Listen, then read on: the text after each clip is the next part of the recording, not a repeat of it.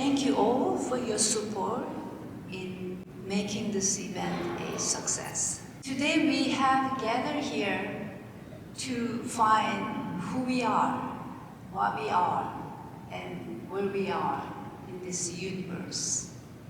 I hope that all of us, including me, find answers for these questions that we've been asking since we were born, right? So now it is my great pleasure to invite my dear sister, my best friend, the chairman of the board of HFCC, Susan Choi, to the stage. Thank you all.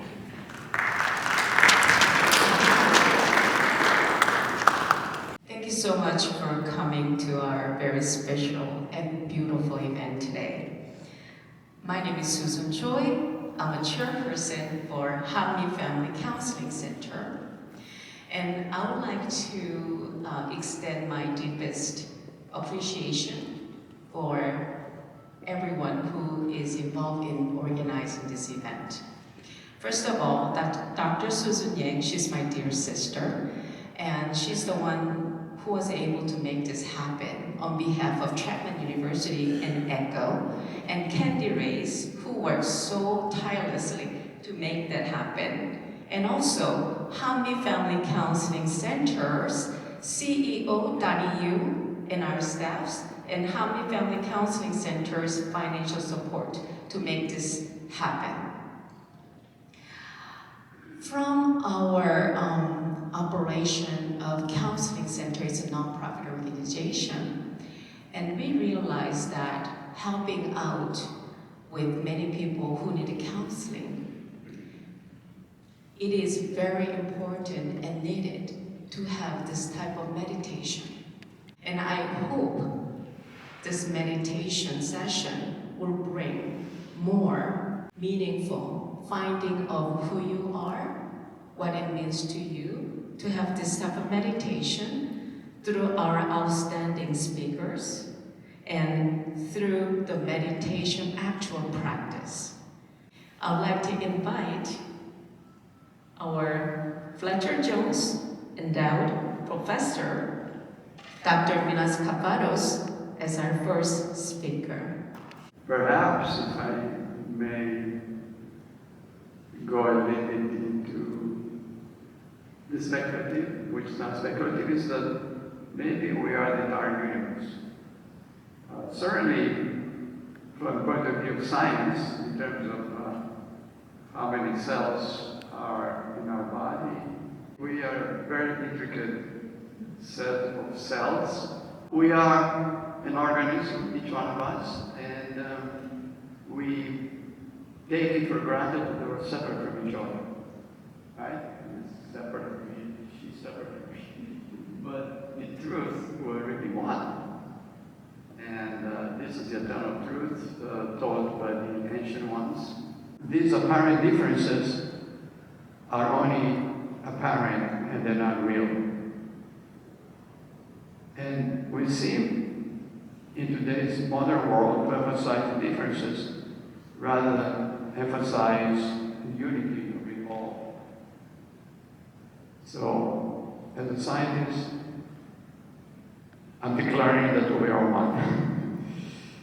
I want to ask the why question that some famous philosopher, probably Socrates, probably asked the question, who am I? And the father of philosophy said, one thing I know for sure is I know nothing. And we have all these academics, including myself, and we think we know everything. I know it all. Just come and take my course and my seminar and you'll find out everything. No. But if these coins were entangled particles, the minute you observe one of them, if this coin comes up heads, the other one instantly comes up tails. Always. And this happens instantly, even if the two particles are on two different sides of the universe. How can this be? It is pure awareness. So when experiences come and go, what is constant is your awareness. That is you. You are the awareness on which the screen on which all the emotions, thoughts, and feelings come and they go. That is what you are. Brahman is not a god. It's not an external creator who is creating a world or creating things. Brahman is consciousness itself. It's infinite, without boundary. And everything that exists, every atom, every star, every cell in your body, all of that is a manifestation of Brahman. It's not created by Brahman, but it appears within Brahman, the way a dream appears in your mind when you are sleeping. You, it's the awareness that's listening to my voice, looking at what's going on in here. You're not a fragment of reality, looking, out at the whole. You are the whole. Brahman is our mind. Our mind tells us things. Our mind remembers things from the past and tells us it must still be true. And so then we superimpose on the things happening in our life and we make stories and we get caught up in our own idea of what's happening. And so in yoga, there's a definite scientific path to meditation. And it starts with ethical principles. Like, I can't just do whatever I want and think I'm gonna find the ultimate truth. I have to consider other people, I have to be kind, I have to have a little bit of self-discipline, I have to do things that help me look inside so that I can find maybe a little peace. I need to move my body, I need to be aware of my breath. It's all connected. I'm not my body, but my body carries around my experience of myself. So we do yoga practices to move the energy of the body, to help digestion, to wake us up, right? We feel better rather than sitting. We're not made for that. And being aware of our breath, and when we're getting a little tense, the breath changes, so then we have to take another deep breath. Okay, here I am, what did I want to say? And come back to being present here. So the only way that we can work out our life is to be present and try to have a witness idea of where I am, what I'm doing, and why I act the way I act, right? And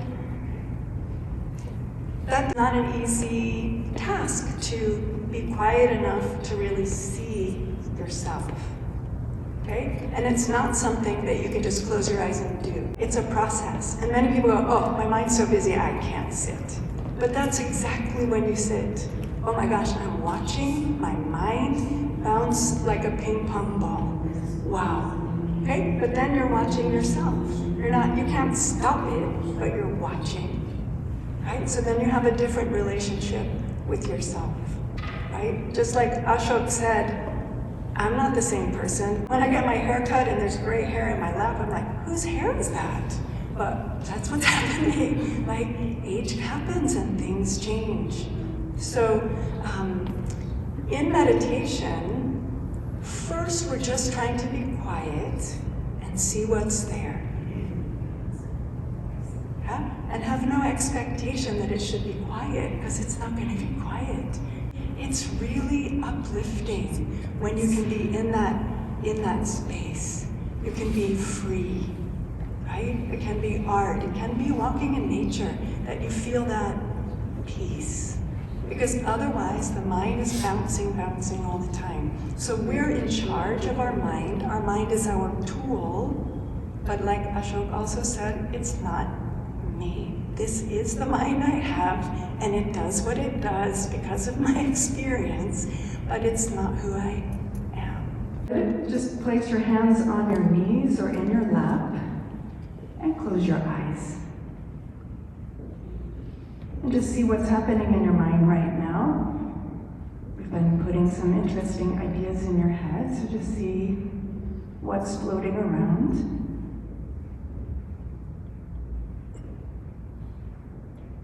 But then for the next several minutes, we're trying to empty the mind. So thoughts will undoubtedly come, so you see them and let them go. But with your eyes closed, See if you can simply think about your breath. Your breath is in this moment. Inhale, exhale, inhale, exhale. Really setting consciously that rhythm for your breath. Any distractions, it's just a reminder to come back to focusing on the breath. Smooth